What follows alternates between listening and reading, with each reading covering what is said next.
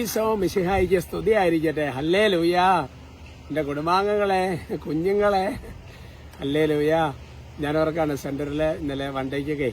അപ്പോൾ ഞാൻ ഓർക്കാണ് ഈ കുഞ്ഞുങ്ങളിങ്ങനെ ഓടി വന്നിട്ട് ടാറ്റാ തരുന്നു. പിന്നെ വലിയ ആൾക്കാർ കണ്ടുകൊണ്ടിരിക്കുന്നതിന് ഇടയ്ക്ക് വന്നത് കണ്ടിട്ട് പോകുന്നു.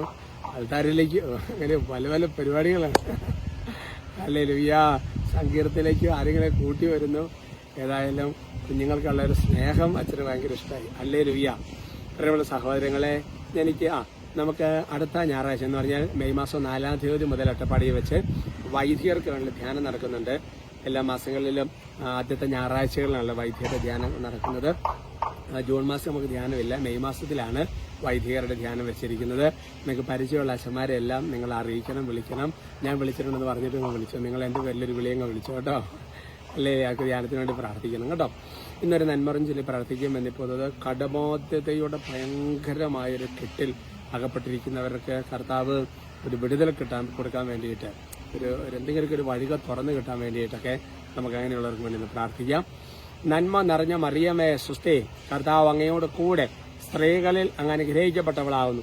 അങ്ങയുടെ ഉദരത്തിന് ഫലമായി ഈശോ അനുഗ്രഹിക്കപ്പെട്ടവനാവും.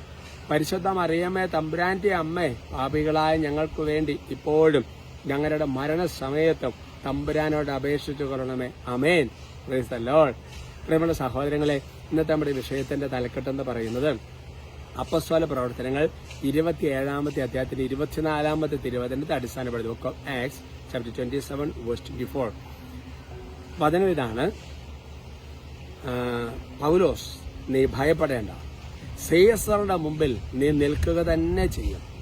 നിന്നോടൊപ്പമുള്ളവരെയും കർത്താവ് ദൈവം നിനക്ക് വിട്ടു തന്നിരിക്കുന്നു എന്ന് പറയാം.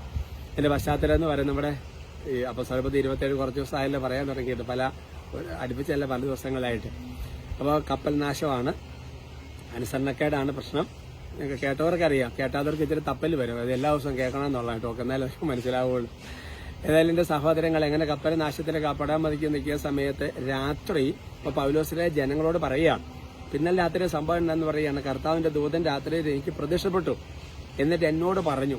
അതാണ് അതിന് മുകളിൽ കിടക്കുന്നത്. എന്നിട്ട് ശ്രീക പറയുകയാണ്, പൗലോസ് നീ ഭയപ്പെടേണ്ട. അത് ദൂതൻ പറയുന്നതാ, കർത്താവ് പറഞ്ഞനുസരിച്ച് ദൂതൻ പറയുന്നതാണ്. എന്നിട്ട് പറയുന്നതാ, സീസറിന് മുമ്പ് നീ നിൽക്കുക തന്നെ ചെയ്യും എന്ന് പറഞ്ഞാൽ എൻ്റെ പ്രിയപ്പെട്ട സഹോദരങ്ങളെ, ഇതാണ്. അതായത് ദൈവം നമ്മളൊരു കാര്യം പറഞ്ഞിട്ടുണ്ടെങ്കിൽ, കഴിഞ്ഞ ദിവസം ഞാൻ പറഞ്ഞായിരുന്നു, പിന്നെ പൊതുജനം പറയുന്നത് മജോറിറ്റിയുടെ അത് ഫുള്ള് നോക്കണ്ടെന്ന് ഞാൻ പറഞ്ഞു. ഓക്കെ, ചിലപ്പോൾ അങ്ങനെ ദൈവസ്വരം വരാമെന്ന് ഞാൻ പറഞ്ഞു. എന്ന് പറയുന്നത് പോലെ തന്നെ ഒരു തലക്കെട്ടാണ് കൊടുത്തിരിക്കുന്നത്. ദൈവം നമ്മളോട് നേരിട്ട് പറഞ്ഞിട്ടുണ്ടെങ്കിൽ എന്ന് പറഞ്ഞാൽ, അങ്ങനെ പറയാന്ന് പറഞ്ഞാൽ നമുക്ക് നമ്മളൊരു തോന്നലല്ല. അതിനകത്ത് വചനം, സഭ, ഇതിന്റെ എല്ലാ മാനദണ്ഡങ്ങളുടെ അടിസ്ഥാനം തോന്നുന്നു ഉറപ്പായിട്ടുണ്ടെങ്കിൽ പിന്നെ സാഹചര്യം നോക്കണ്ട.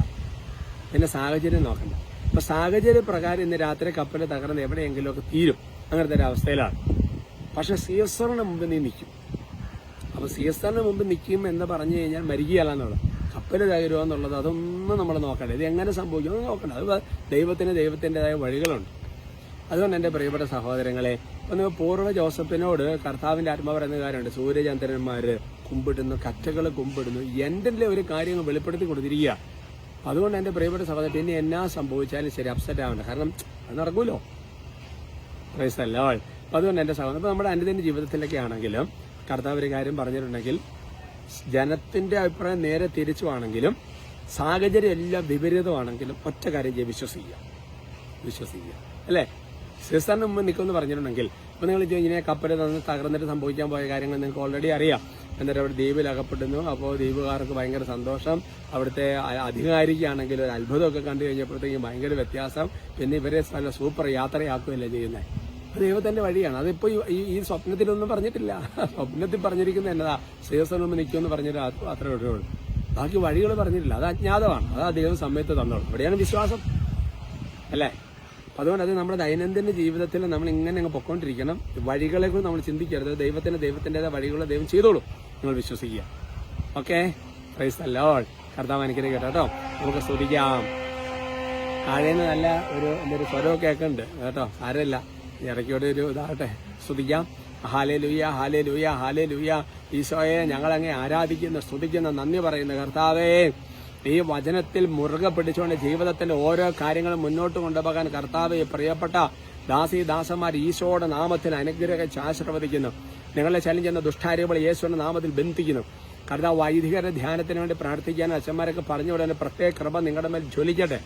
കർത്താവ് ദൈവമേ, കടബാധ്യത മൂലം കർത്താവെ എട്ടം വലം തിരിയാൻ പറ്റാതെ ജപ്തിയിലൊക്കെ, അതുപോലെ തന്നെ മക്കളുടെ വിവാഹം ഒരു കാര്യം നടക്കാത്ത വിധം കടബാധ്യതയുടെ കെട്ടുകൾ കർത്താവ് യേശു ക്രിസ്തുവിന്റെ നാമത്തിൽ അഴിയട്ടെ.